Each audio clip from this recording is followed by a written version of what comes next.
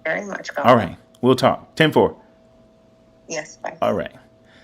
Well, there you go. There you have it. I do have my granddaughter coming up next, and I have my guest coming up after that while I watch the next second half of the Heat game. But I'll be back. Don't move if you can stay, or if you're watching this later in the week, that's cool. I'll be right back. Hold the spot you got. Mighty Horn Music. Smooth jazz, top 40, R&B, inspirationals, and more. Live from the Hollywood Home Studio. Like, share, subscribe. And thanks for tuning in.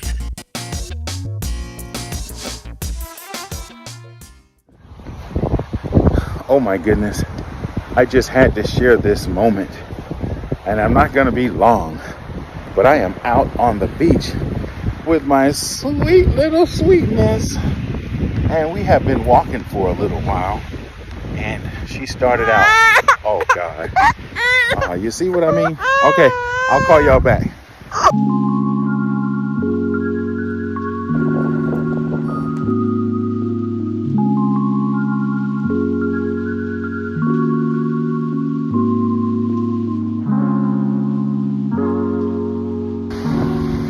Okay, we're back for as long as it lasts. We've been out for about 20 minutes now with no problems. As soon as I start to roll the camera, she decides to realize that she's not with her mother. But as I was saying, while I can get this moment, I've had the pleasure to go out with Mia Beth Marie on the beach this morning for my morning walk on Virginia Beach to get some sun and maybe a little wind. And that's what we're doing right now. This is one of those precious moments that I will cherish for a very long time. And I thought I would share it with you. So with that being said, happy Mother's Day, belatedly. And love your grandchildren and your children and everybody in your family for that fact. Okay? Say hey. Say hey, girl. Say hey to the peoples. All right, we'll see y'all in a little bit. Bye.